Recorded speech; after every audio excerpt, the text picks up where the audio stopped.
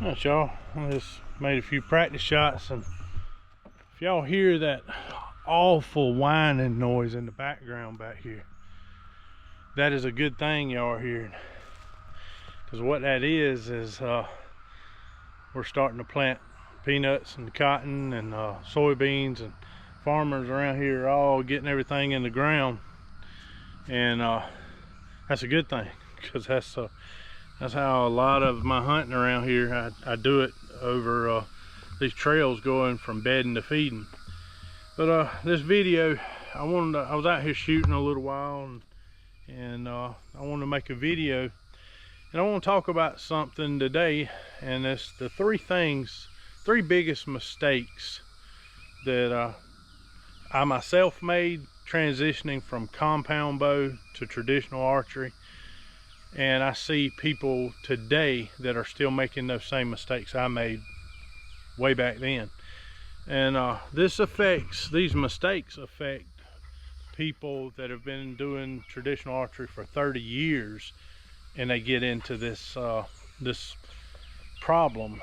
And it can affect somebody that's been shooting traditional archery 30 years, just like it affects somebody that's been shooting traditional archery for 3 days. We're going to do some shooting today. I got a bunch of targets, and we're going to shoot a little bit, and we're going to discuss a little bit about accuracy, shooting from tree stand, broadheads, and we're going to talk about these three things that seem to cause us problems in transitioning from compound to traditional archery.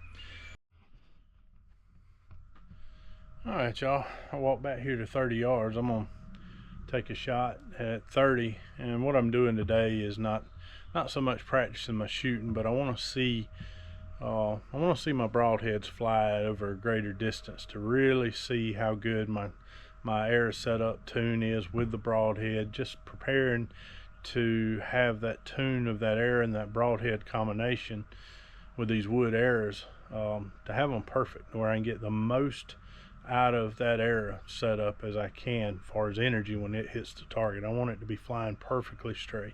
I'm gonna make a shot at this balloon at 30 yards and just watch my arrow fly, and maybe I'll hit the balloon too.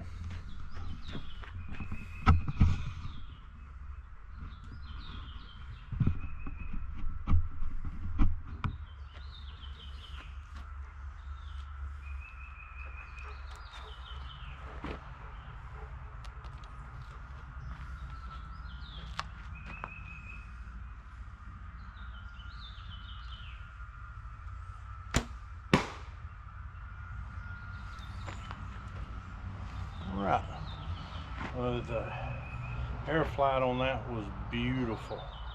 There was not any, tilt y'all up a little bit so you don't see my pretty face, but I didn't see any flex in that arrow all the way to the target.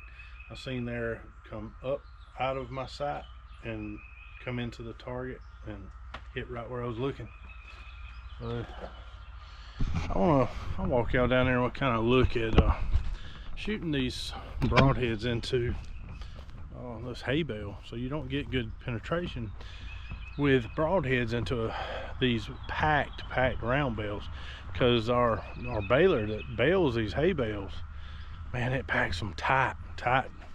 So if you shoot broadheads in it, they're not good indicators of penetration. But if a broadhead can penetrate and get 4, 5, 6 inches deep into a packed hay bale, one of these real nice John Deere balers packs these round bales, you're doing something, because they are packed tight. We'll look right here and kind of look at the penetration we got right here. So we got where my thumbnail is, broadhead, and that's at 30 yards. And that is a packed hay bale. Watch this, how hard it is to push into. I mean, it just doesn't go. And that's just, these hay bales are just packed so tight. But as you can see, getting pretty good penetration, but that's a 665 grain setup, arrow and broadhead. We're gonna walk over here and I want to talk to y'all a little bit about the first mistake that I made swapping over from compound to traditional archery. And I'm gonna set y'all up right here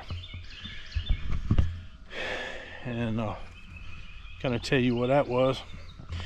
And I'll tell you the first big mistake I made going from compound to traditional archery was I was so used to being very accurate with a compound that I began to idolize accuracy. And I'm gonna tell you, that's the number one thing that everybody has it in their mind, and don't misunderstand what I'm saying here, but you can't have an unrealistic expectation if you are going to truly come to traditional archery. The accuracy differences between compound using sights — I come from the competition world where we had magnification in our scopes, tiny crosshairs, and I could put an arrow right where I wanted to put an arrow 90% of the time. When I came over to traditional archery, I wanted to be instinctive, and I shot instinctive, and I did not feel like I was accurate enough to my expectations. So I started chasing after different styles of shooting rather than just going with what made me happy. What I enjoyed was to come and just the simplicity of traditional archery. Picking up the bow, simple, enjoyable, smooth shooting. And I found myself going away from that and chasing after really expectations of accuracy that just weren't realistic in instinctive archery. So what I wound up doing was going back to that mentality of aiming, and which I'm not saying there's anything wrong with that if that's what your goal is to have a aiming way of doing things. But the reason I swapped from compound over to traditional archery was the instinctive, natural flow of just letting your mind take over and practice take over to where you make good shots and killing shots on live animals. So I kept chasing after things that were taking me away from what made traditional archery fun to me in the first place. And that was the biggest mistake, is I started to idolize other techniques rather than staying with the technique that caused me to come from an aiming way or compound archery over to instinctive or traditional archery. So I began to chase after that, and my expectation for accuracy was way up here when I very first come over, and I put too much pressure on myself to be accurate instead of going out and practicing enough to let my instincts and let my mind adapt to that system of instinctive archery. I forced myself to be better and better, and I kept swapping from this guy's way of doing things to this guy's way of doing things, trying to find the way that I was the most accurate. And I did do that. I found the way with a traditional bow. I was the absolute most accurate. I mean, I could shoot, instinctive, I can hit targets at 30 yards now, and I'm just shooting instinctive. But I chased after that accuracy node in my head, and I got very accurate. But even becoming that accurate, it didn't make me happy. And what I mean by that is it forced me to do something and go back to the old ways of thinking. And I wanted to truly be instinctive. So doing that caused me to put pressure on myself, that when a live animal walked up, the first thought that I had was, I've got to draw, hit anchor, and I was going through all these steps in my head, or processes, and I don't want to do that. I didn't enjoy going through all these processes. So that was the first mistake, is I was chasing after an unrealistic expectation of accuracy. And that's something that a lot of people do. And you put pressure on yourself, unwarranted pressure. And it causes you to not shoot as well when you're under that type pressure.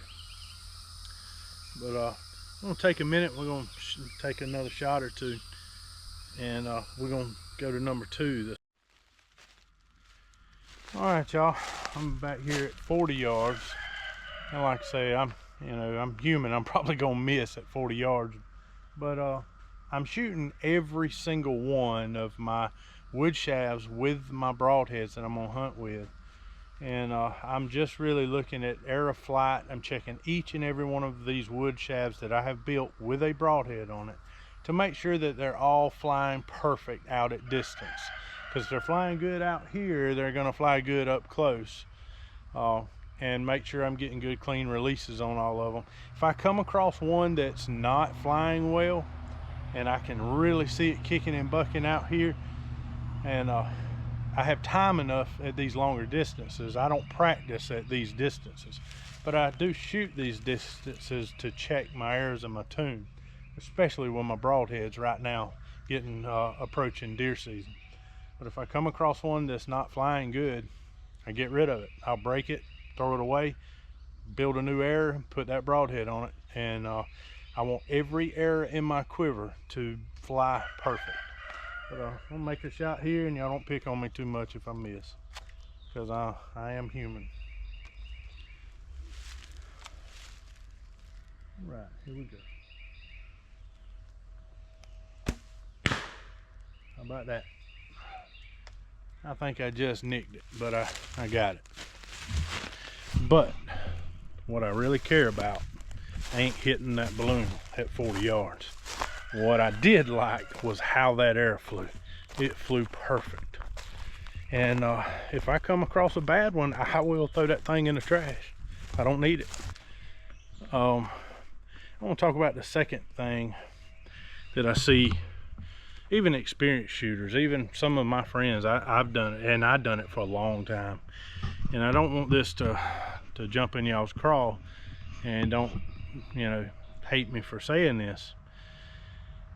But one thing that is a mistake that you can make, that I made, that was really a detrimental mistake,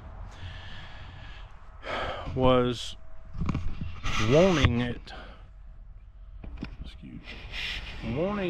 to not miss so bad that you begin to put so much pressure on yourself to not miss when that deer walks up under you, and you're telling yourself, don't miss, don't miss, don't miss this one.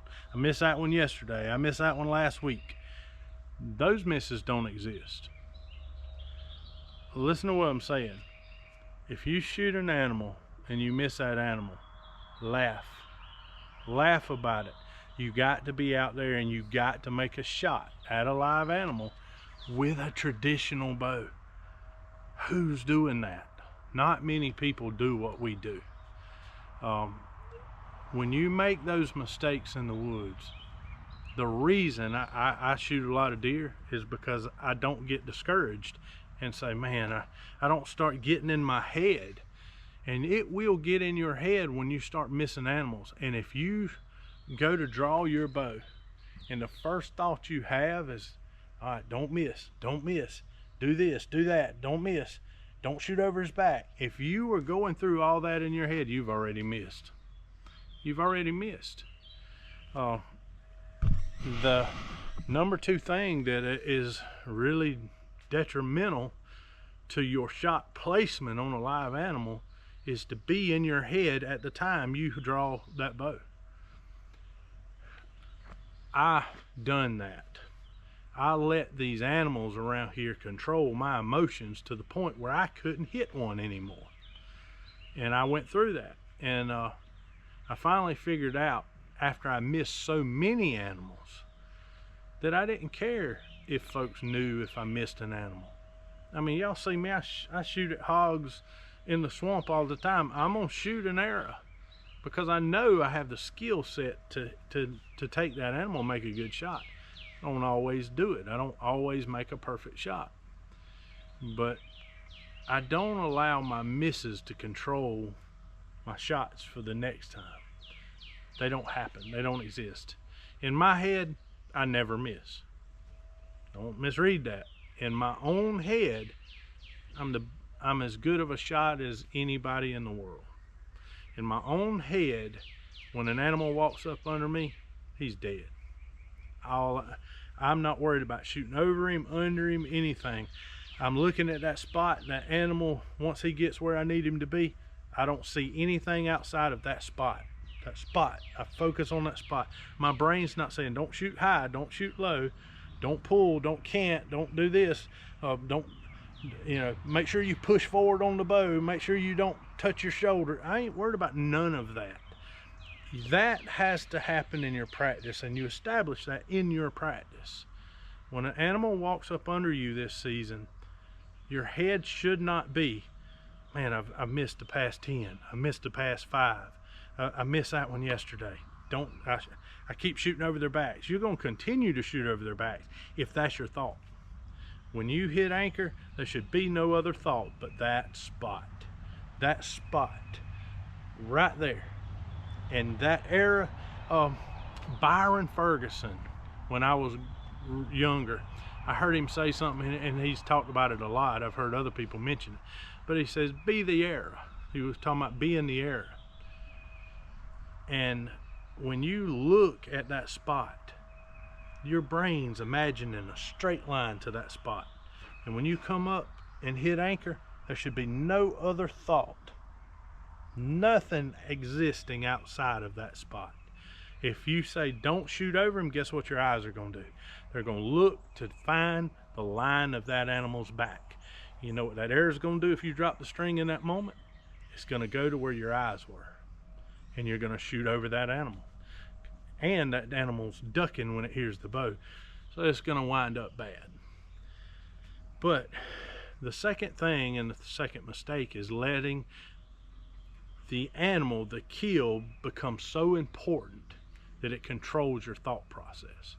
Don't allow the situational circumstances of misses to control your emotions to the point where it gets so big and so important to you that you don't enjoy it.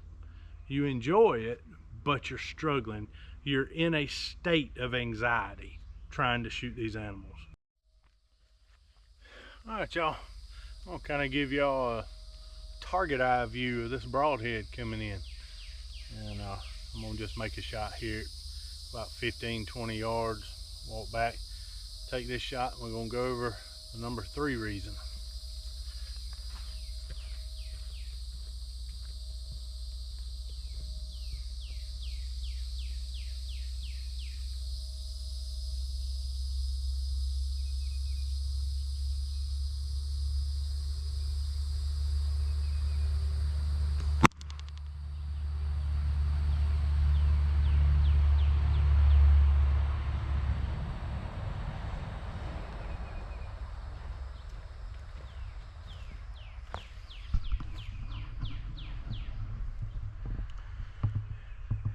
Broadheads are flying perfect, and believe it or not, I'm shooting decent today.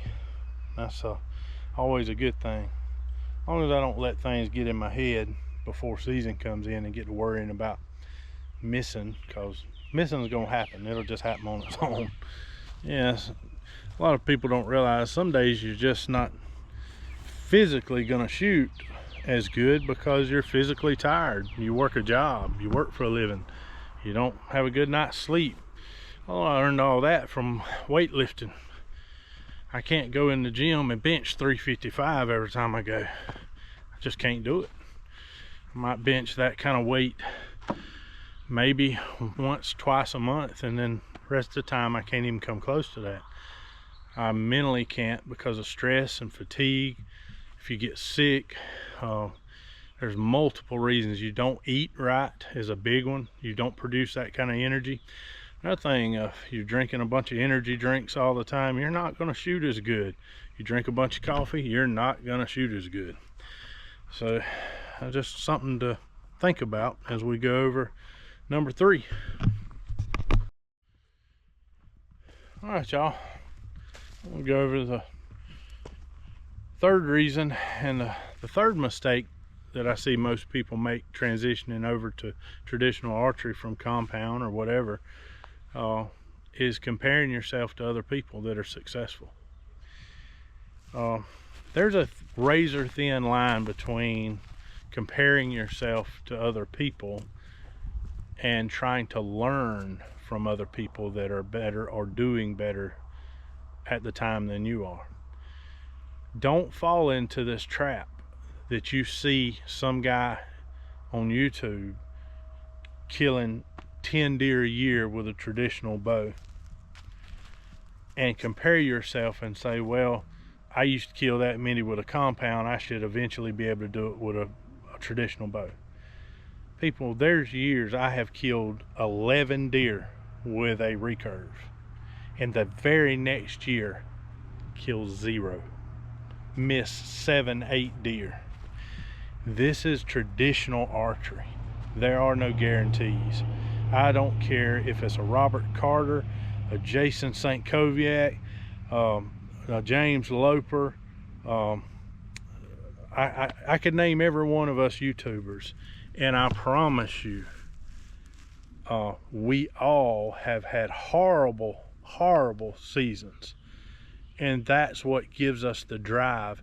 If I come out here, for instance, and I got to where I was killing 9 and 10 deer per season with a traditional bow, you know what I'd do?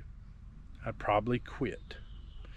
Because the reason I and others like myself are in traditional archery is because it's hard. It's not easy, and you can never be perfectly sure that you're going to take that animal home. That's why I love traditional archery, because I can fail and fail miserably and fail often. And that's what makes that fire burn in me to get out here and shoot at these targets and work on these arrows and do these broadheads.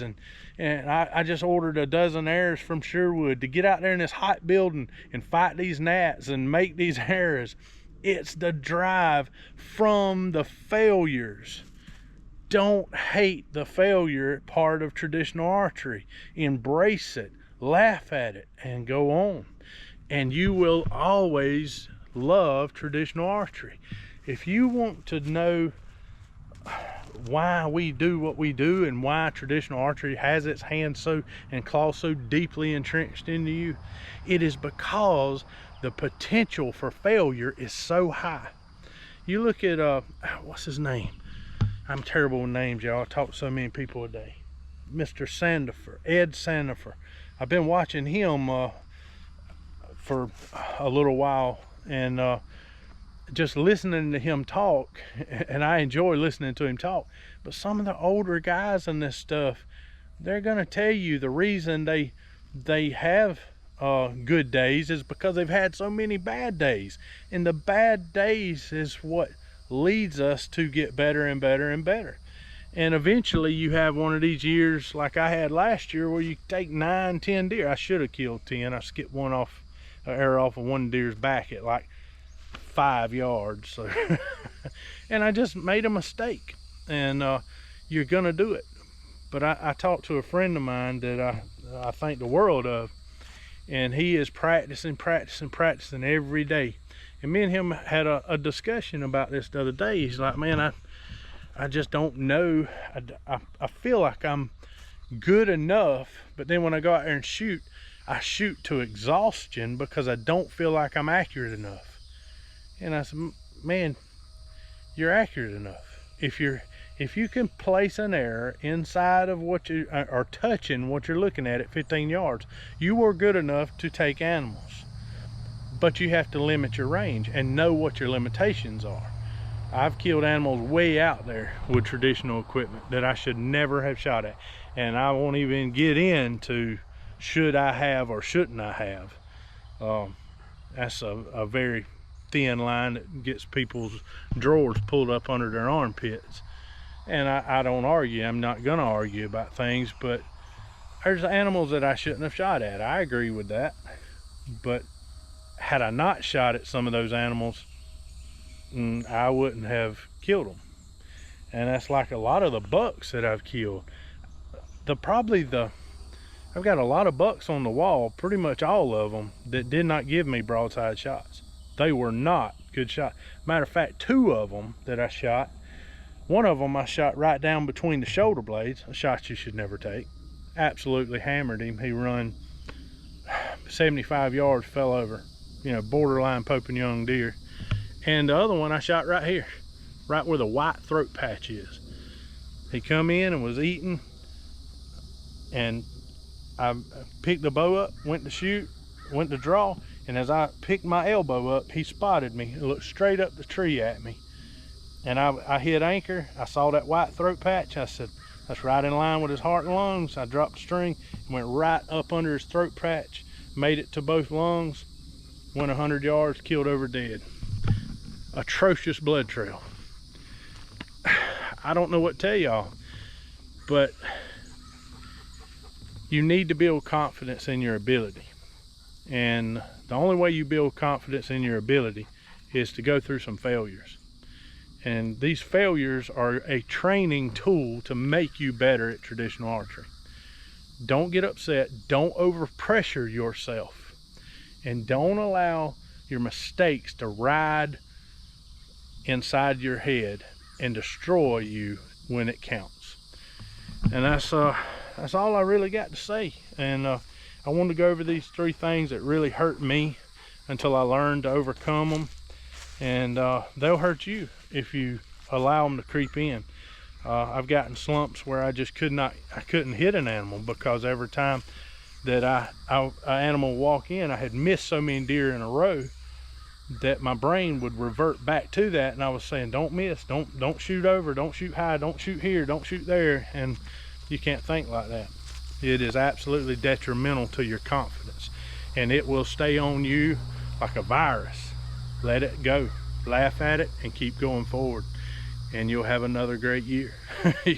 Once you get to where you're just picking that spot and that's all you see and all you're worried about is just, I'm gonna put that arrow right there, right there. Don't take your eye off of it. Come up, hit anchor, let it eat. If you can do that, you'll start, your number of kills will increase. I ain't gonna say you'll perfectly hit every one of them, because this is the game that we play. It's the nature of the beast that we deal with, is a white-tailed deer, and they got a choice to live, and they want to live, and we want to put them in the back of a pickup truck. So 2 opposing forces. But that's it for today. I just wanted to make this video. I hope y'all enjoyed it. I'm doing a little shooting today, kind of getting ready for things, and we're gonna bring you another one soon. I'll be praying for y'all. God bless y'all.